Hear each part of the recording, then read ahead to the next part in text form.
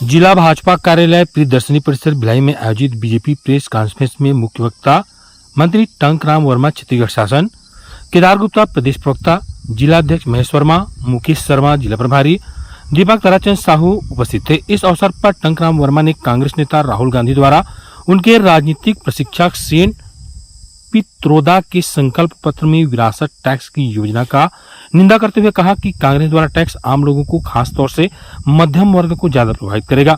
Tax मध्यम वर्ग और आकांक्षी लोगों को सीधे तौर पर प्रभावित करेगी, जो अपने परिश्रम से अपना एक घर बनाते हैं, कुछ बचत कर पाते हैं।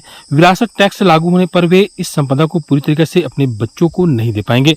अगर ऐसा होता है तो पिछले 10 वर्षों में भारत में हुई तमाम प्रगति बेकार हो जाएगी। देश फिर पुराने युग में चला जाएगा जब कांग्रेस 90% टैक्स वसूलती थी। कांग्रेस के प्रमुख सलाहकार और राहुल गांधी के राजनीतिक प्रशिक्षक सैम पित्रोदा ने अमेरिका की तरह भारत में भी इनहेरिटेंस टैक्स लगाने की बात की। पित्रोदा का बयान अचानक और जुबान फिसलने के कारण नहीं आया है। दरअसल यह एक सोची समझी चाल है। कांग्रेस पार्टी का संकल्प पत्र जारी करते हुए राहुल गांधी ने हैदराबाद में जो कहा उसे समझने की जरूरत है। उन्होंने स्पष्ट कहा है, कांग्रेस की सरकार बनेगी तो सबकी वित्तीय स्थिति का सर्वेक्षण कराया जाएगा, जिसके आधार पर क्रांतिकारी निर्णय लिए जाएंगे। पहली बात, लोकतांत्रिक व्यवस्था में क्रांति की जगह कहाँ है? देश में क्रांति करने की चाह किन लोगों की है? दूसरी बात, विरासत टैक्स में सभी वर्ग प्रभावित होंगे, पर सबसे अधिक मध्यम वर्ग प्रभावित होगा। यह टैक्स मध्यम वर्ग और आकांक्षी लोगों को सीधे तौर पर प्रभावित करेगा, जो अपने परिश्रम से घर बनाते हैं।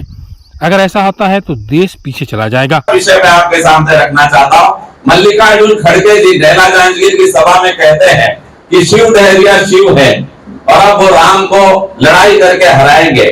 मैं बोलता हूं कि सनातन धर्म के बारे में आप अच्छा तो बोल नहीं सकते। आपके बेटे प्रियंक ने कहा है कि सनातन महामारी है, छुआछूत है, मलेरिया है, इसे समूल नष्ट करना चाहिए। तो जब बेटा इतना आगे बढ़ा है तो बाप ने सिखाया होगा। समय ये बात राहुल गांधी जी के द्वारा किया गया और ये जो बात आई है वो अचानक या अनजाने में या जुबान फिसलने से ऐसी कोई घटना नहीं है। इनका एक कार्यक्रम है और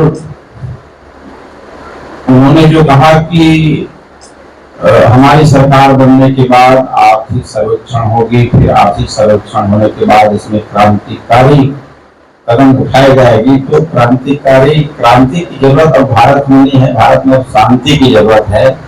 आजादी के समय क्रांति की जरूरत थी। और विरासत टैक्स जो 1953 में आजादी के कुछ समय बाद